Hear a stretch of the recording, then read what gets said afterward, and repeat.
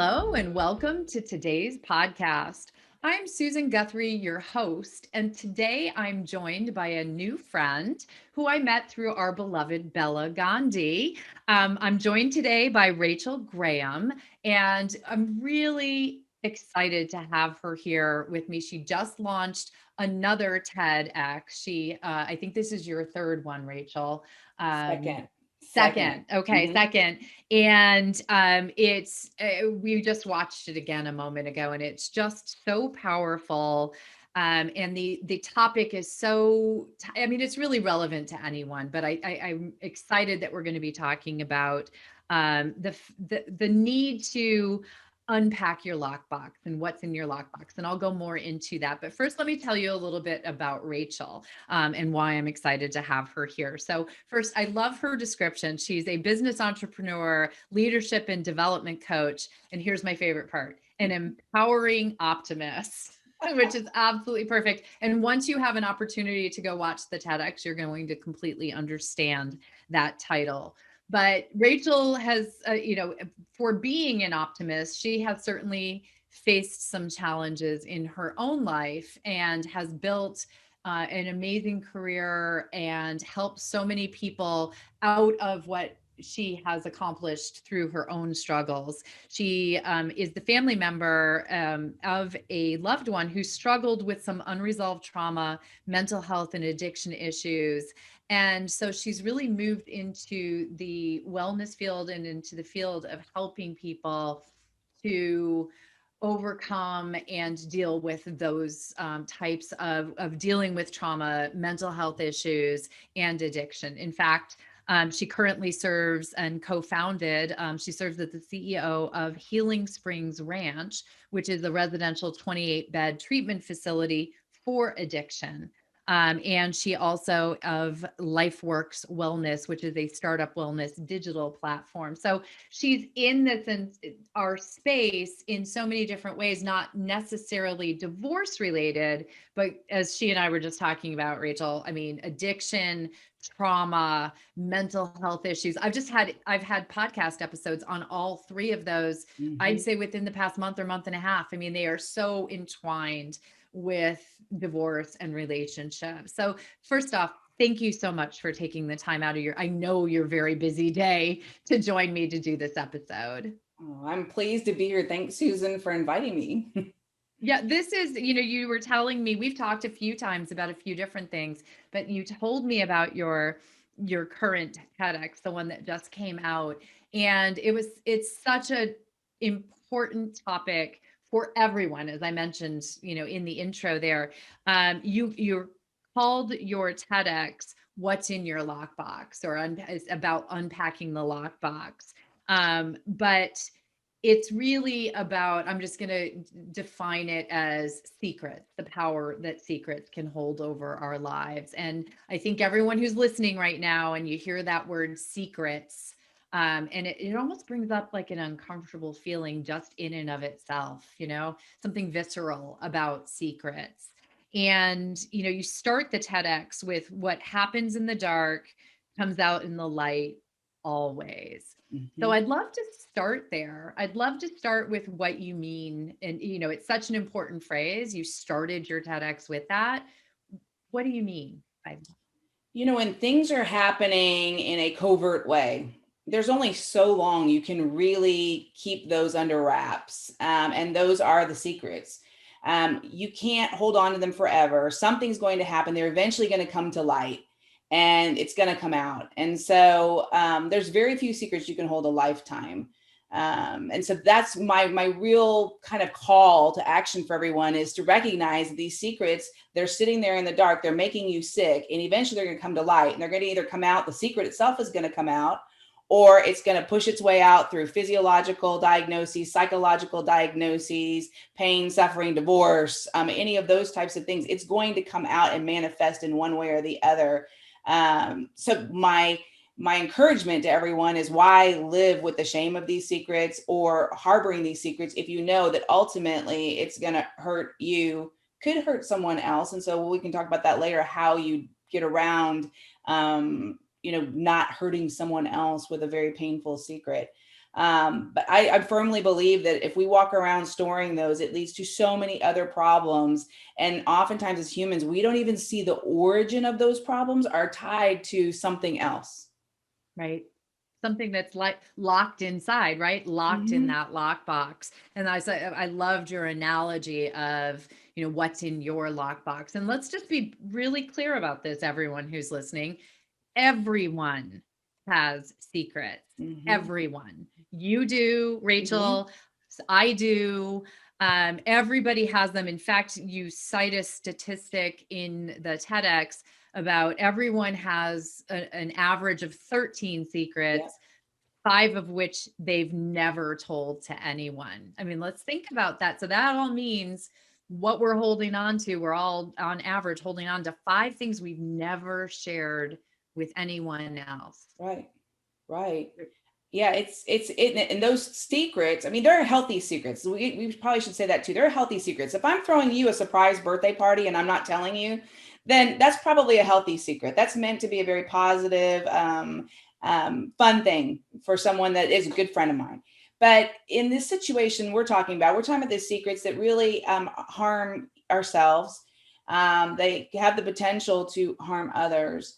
They have the ability to control us, and they're going to come out in different ways. And these secrets can range. And I listed off a whole host of different types of secrets, but too often, any close relationships, there's still those five secrets that they've never, the two partners or best friends or whatever it might be in the close relationship have not shared with each other. And that can be pretty damaging in the long run if these secrets start to come out. Yeah, well, and two of those you were talking about, and I think this would be interesting to people to know. You talk in the TEDx about how many different kinds of secrets there can be. And in fact, you just said there are good secrets, and then there are those that are actually, festering or that are not positive secrets. You talked about two of them that may be very familiar or sound very familiar to people who are listening: emotional infidelity Mhm. and financial secrets, two of which, we call that financial infidelity in the Mhm. divorce world. That any type of infidelity. I know everyone thinks infidelity is actual sexual activity with someone outside your relationship. There are many different kinds of infidelity. So, I'd love for you, because you actually also mentioned just the mental, being mentally infidel, being thinking about someone else in a Mhm. different way. So Yep. I'd love to hear a little bit more about that. So in my world, in the world I operate in, when we talk about infidelity, infidelity is kind of a broader. To your point, you hit the nail on the head by sharing that it's not just sexual behavior outside of a relationship. It's basically anything you're hiding from that person in your relationship that you know that they'd be upset if they knew you're doing. So if I'm texting and emailing an old boyfriend and I'm married to someone else and I'm not telling my partner that, my partner has no knowledge, that's probably not a healthy thing for me to be doing, because if that's a healthy behavior pattern, I should be able to have that discussion with my partner. And so if I'm keeping that a secret, then eventually that's going to fester and it's going to come out in other ways. And it could come out in me lashing out at my partner for the little things that he may have done, because I'm feeling so ashamed for what I'm doing over here, you know? Yeah. And so it can be very, very damaging. And even there's natural things like you can be in coupleship with someone and have a healthy relationship, see someone that you're attracted to. That happens. Doesn't mean you have to act on it. But if I'm having ruminating thoughts and continue to have thoughts about this person while I'm in a relationship or coupleship with this person over here, that's not healthy either.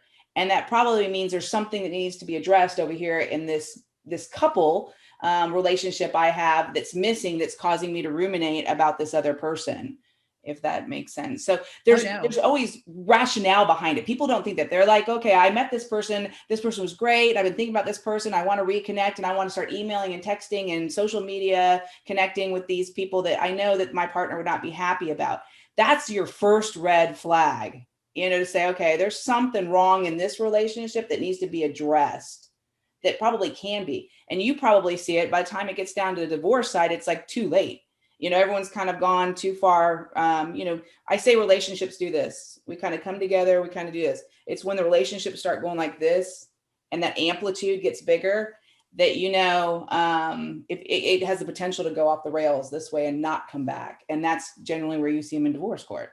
Right. I mean, and that's where, and there's always something, what you're saying reminds me of when I was a baby lawyer learning, at the heels of one of my mentors. And he said, one of the things that a divorce attorney has to ask every client is, what is the worst thing that your spouse is going to be able to say about you? What is that secret they found out? Or that thing that has happened, or those things that happened in your relationship that you don't want to tell me, but you have to tell me, because in my role as your advocate, as the person who is going to go in and advocate for you, I need to know what's also going to be said.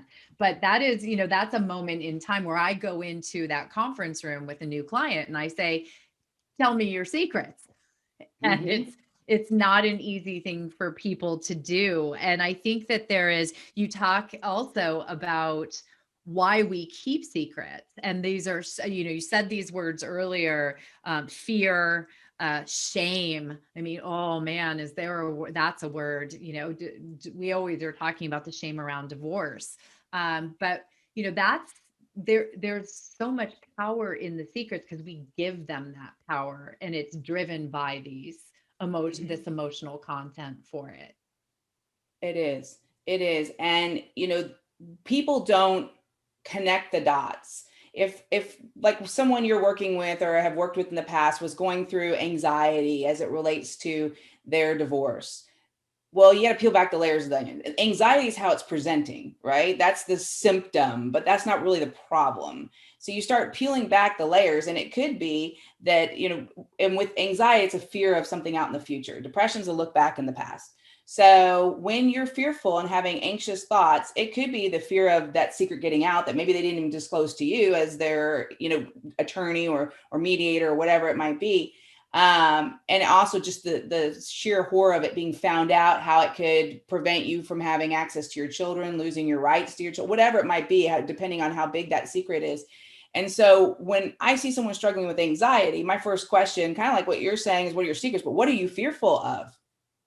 Because there's something going on and it's presenting like this, that then many people go and turn to medication to help manage the anxiety, and that medication's addictive. So it's not uncommon for me to see, these patterns where people have just built on trying to stuff it, and they end up in treatment for addiction because they're trying to suppress something that we then have to peel back all these layers, of the Right. onion to get to root And cause. people see it as this high level problem with addiction. And really it's all coming, often Mhm. from this very deep seated something locked in a box, right? That we keep Mhm. in. And I always say to people when I'm talking about secrets or talking about anxiety or fear, it's those things that at 2 o'clock in the morning you wake up and you're thinking about or you're worrying about. Those are the things, or you don't even know. Everybody has those moments in time where they're awake at 3 in the morning and they don't even know why. And that's it. That's another point that I think you make very ably in the TEDx, is that we keep secrets from ourselves. Mhm. And in Yep. fact, in the TEDx, you talk about letting one of your own secrets out and the power of that. And it wasn't that you went and told the world about it. You did now because you talked about it in a TEDx. But in the moment of revelation, you were actually sort of revealing it to yourself and a higher power. We do. We are master deceptors. We can deceive ourselves. And you think about it, something as common as let's just say I need to lose 20 pounds. Okay. And I keep failing it. I just can't master losing this 20 pounds. Well, there's a reason there. And you've got to keep going down. Why did you gain the 20 pounds in the first place? Okay. Now what's that? We've got to establish the origin of those 20 pounds. But why, like we do that when we say, I only ate this many calories, and so I can go ahead and have this ice cream or whatever it might be. That's deceptive. So then I sabotage my weight loss goal. If that was my goal, with some of these things I'm lying and telling myself, and the secrets I'm keeping for myself in terms of how many calories are really in that thing. And so we are masters at it. And we're really kind of born pure. We're taught these behaviors. You think about your parents say, don't tell your father. When he gets home, he'll be really angry if he finds out that this happened. You know, those kinds of secrets happen in early childhood and in family dynamics, or you have a family that just doesn't communicate. They are like steel traps that hold on to information. So we learn these behaviors over time. And we learn that if I tell you, Susan, something that I think you're going to be disappointed in me for, I'd rather just not tell you and hope you don't find out. And my whole opening statement in the TEDx was really about the fact that it will come out at some point. And there's times that I could be thinking, you don't even know that I'm hiding this secret, but you fully see it. You see it from your vantage point. So I think I'm pulling the wool over your eyes, but I'm not. And then what does that do to our friendship? Then you're not going to trust me in general. So it's really about getting comfortable and having the ego strength to recognize that I can't please everyone. And by sharing some of this information, they may not like me. They may not like my political views. They may not like my religious views or whatever it might be. And that's okay. Do you really want to hang on to someone that's going to judge you that way? You know, I think as adults, we should learn how to have differing opinions and have a copacetic relationship, you know? Yeah, well, that put that out to the world at large in the moment that we are living in, definitely. Yeah. But you're so right, because we allow ourselves, or we foster these secrets either from others or from ourselves. You were talking about the 20 pounds. So I've put on the COVID-19, and my goal in life is to take that back off. And so I've been journaling my food. And the other day I wanted to eat something. And then there's this thing about, well, you have to then put it down. And I'm like, well, I could eat it and not put it down. And then I'm like, well, how stupid is that? Right. But that's, let's all be human. There you go. There's one of my secrets, everyone. By the way, I did write it down. So Well, but those, mine was kind of true too. Let's yeah, just face it. Yeah. yeah, right. I mean, but that's, I I think there's huge power in sharing those things, in letting other people know that we're not, this whole phenomena of seeing people on social media and everything's perfect and everyone's life is perfect and everyone always looks perfect and all of that. None of it's true. None Right. of us are perfect. And as you pointed out, and we talked about a minute ago, we're all holding 5 secrets that we haven't ever told anybody, whatever they might be.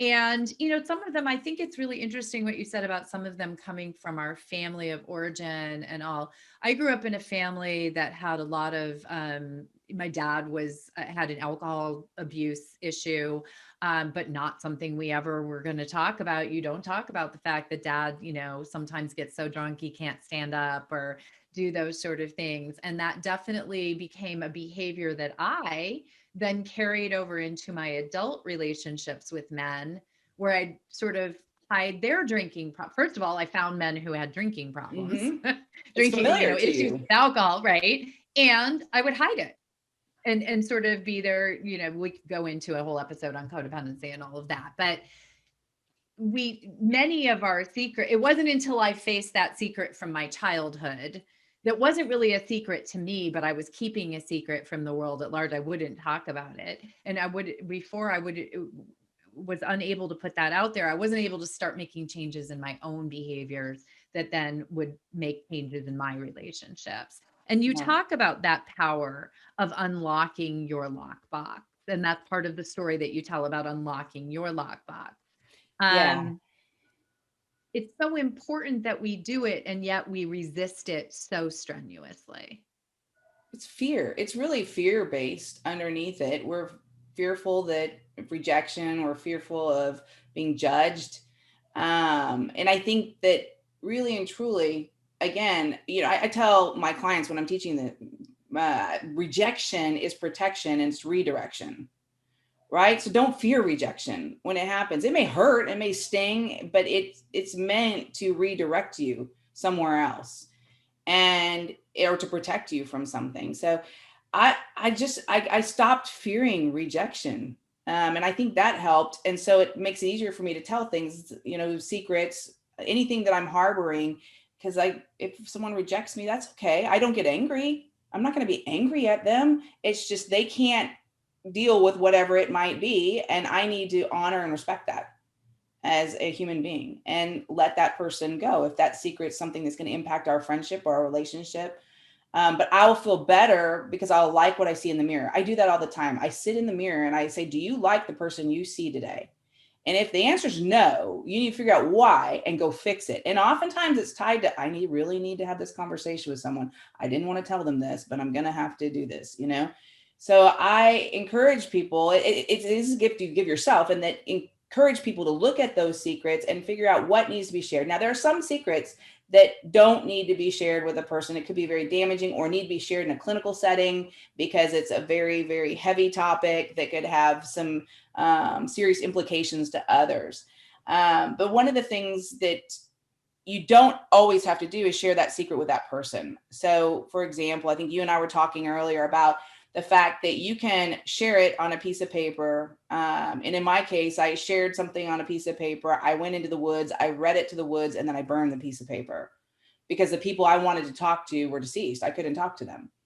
And so that was very therapeutic because it gave me a platform by which to share it, but then it also gave me some finality when I burned it, if that makes Right. sense. I think you mentioned letting it float down the stream or whatever it might be. So there are some, I'll call it ceremonial type of things that you can do when sharing or unpacking that secret isn't going to work with the people that maybe you feel you need to, or it's not safe for you to do. If Yeah, that well, makes and sense. very good point with that is that there are different layers of unpacking your lockbox. Um, I think that first layer is unpacking it to yourself, right? Awareness. And all of my listeners know I talk about the first step in any journey being awareness of whatever the issue is or what you need to be dealing with. You can't start to heal, recover, move forward, put the past behind you, whatever you want to call it, until you're aware of what's holding you back or what's keeping you Mm-hmm. mired in the past. And so much of what we've talked about in this episode is exactly what's holding people back. And it doesn't really matter what the secret is, because you and I talked earlier also about secrets can be little tiny things like I didn't want to write the donut down on my food Right. journal, all the way up to sexual abuse, people being addicted to pornography, sexual addiction. I mean, there can be so many different behaviors or things that we hold inside, um, that can be deeply impactful to our future lives or to other people's lives, that maybe they don't need to be shared with the world at large, Right. but they do need to be shared. And I'm not, the one thing that's important for your listeners, I'm not advocating loss of privacy. I do feel like there are things that, like I felt comfortable sharing in a TEDx. I mean, millions of people could see that. But then there might be things that I would share only in a smaller group because it's relevant with that group. But you can't fix something you don't acknowledge. So if you're suffering oftentimes with some sort of mental diagnoses or physiological diagnoses, autoimmune is a big one, blood pressure, headaches, fibromyalgia, those types of things. Some of the things that the origins could stem from things that you're suppressing. So there's a book that talks about the body keeps score. And that book suggests that when we are harboring these things, your mind may not be processing it in a conscious thought, but your body's storing all of this. And eventually it's going to come out. And I use the what we call, I guess, a midlife crisis, if you will, with folks. And that's really a manifestation of some unprocessed and suppressed emotions and secrets and shame and all kinds of stuff that are sitting there.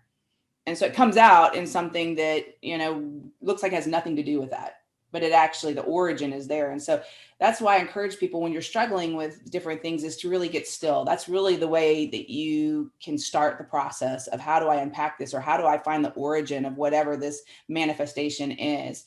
And if it's anxiety, like I said, is sitting with it and saying, okay, if I'm suffering with anxiety, there's some origin to this. and it's something I'm fearful of. So that's like where you start hunting for whatever it is, and you keep going lower and lower and lower till you actually get to the real issue. Then when you address that real issue, like maybe it's you're keeping a secret from your spouse, or you're having anxious thoughts that what if they find out, and how am I going to handle it when that happens? Once you kind of see where it is, you can start to address that. And I'll tell you, the pain of having someone reject me is nothing compared to the pain of harboring that emotion and having it come out in GI issues and anxiety and depression and, rage. I'm just throwing out some of the different types of ways that it manifests. So to me, it's much better and more comfortable. Just if I'm going to disappoint someone with this secret, I'm going to disappoint them. I have an opportunity to try to fix it potentially, or not. They have an opportunity to forgive me or not. But I'm not going to walk around storing this. It's just not healthy for everyone, because then it gets deflected at other people, Yeah.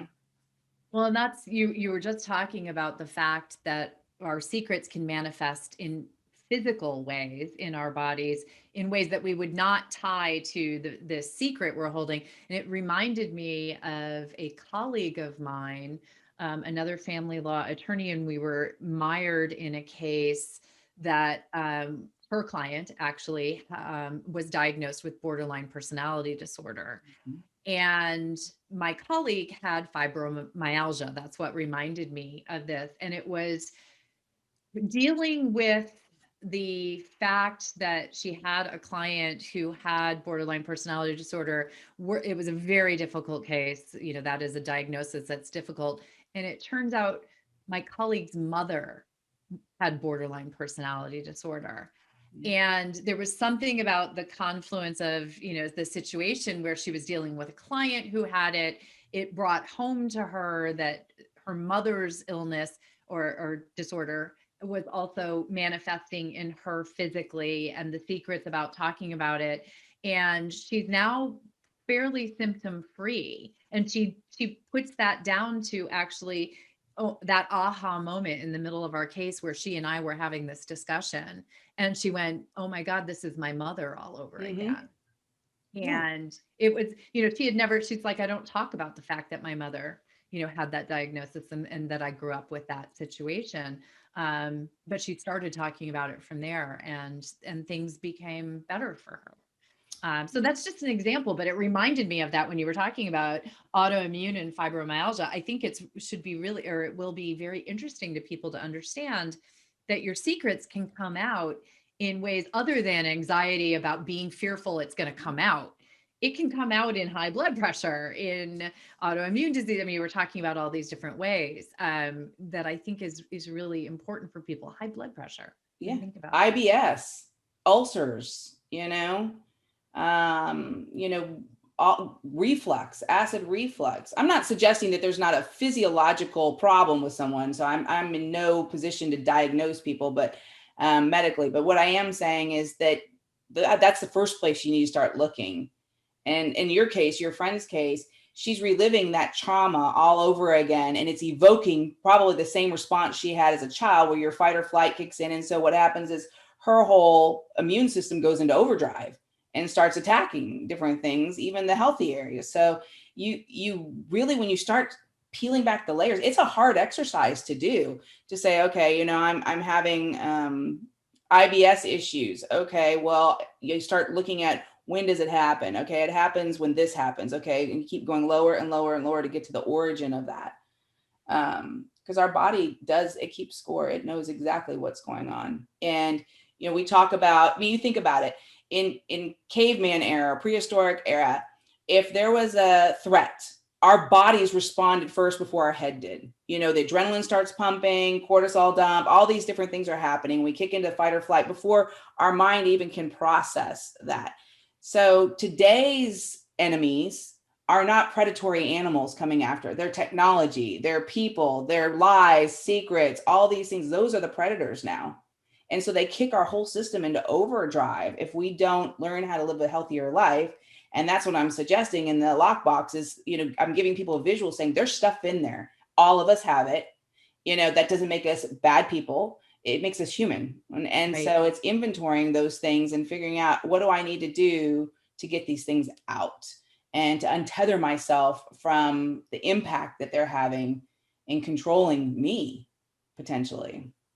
Right. And that's, it's that awareness that there's an issue. And then it's what steps can you take to start delving into how to unlock that lockbox, right? And we've talked about several of those ways. I personally do love the one of just writing it out, and setting it on fire or floating it down the stream. Or I've talked with Dr. Elizabeth Cohen, the divorce doctor, on several episodes, and she talks about the power of journaling.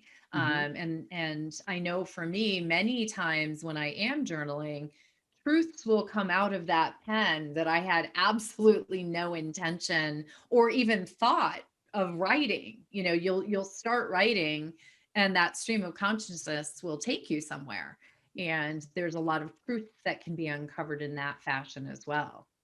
Yeah, mindfulness is another one. We teach that where you deep breathing and you get still. We're as a society very busy, and it's easy to be full of things going on, very distracted, lots of noise in the channel to where we don't have to face it. So when I look at someone that's chronically just so busy they can't even remember to eat lunch, there's a reason you're doing that.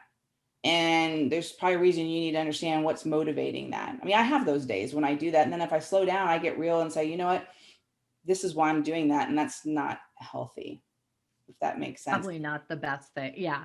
Yeah. The other thing is that a lot of these behaviors, like we talked about, family of origin, they're generational.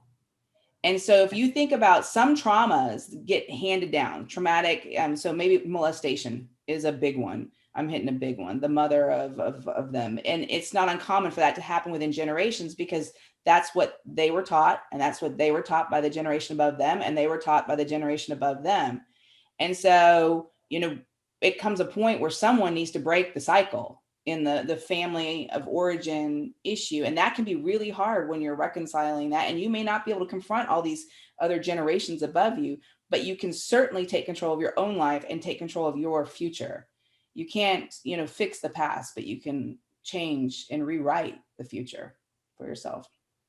Well, there's probably the most powerful part of unlocking your lockbox and letting your secrets out, even if it's only to yourself. So I think that's an amazing thought for us to end this on for everyone. But Rachel, I told you earlier, one of my best friends, Gabrielle Hartley, always says, "You're only as sick as your secrets." And this whole episode really just defines that, and but gives people the hope and the understanding that secrets don't have to remain secret. I love that you say, at the core of that is we're fear of being rejected.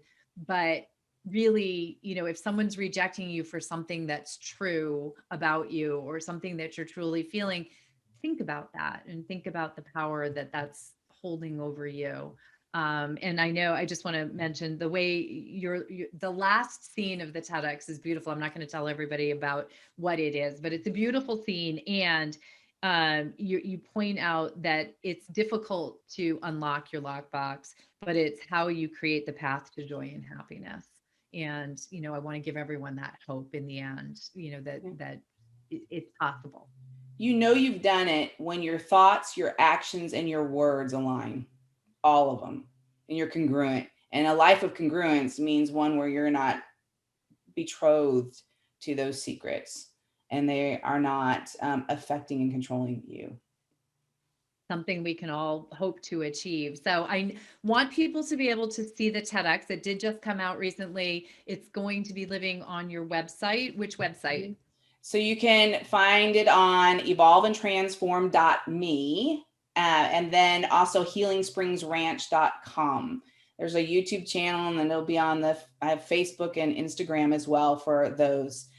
We put lots of different content out there, lots of different, what I call life skills, so that people can learn some of these things that maybe if you weren't in a family that taught you them, you have a chance to learn and kind of recreate your future, not continue the same patterns and paths that you've been on. A lot of what we were just talking about. So I encourage people to go look. And again, I want to thank you so much for taking the time today, because there is such power in our secrets, and you really can transform your life by unlocking that lockbox. So, Rachel, thanks so much. Thank you, Susan. I appreciate it.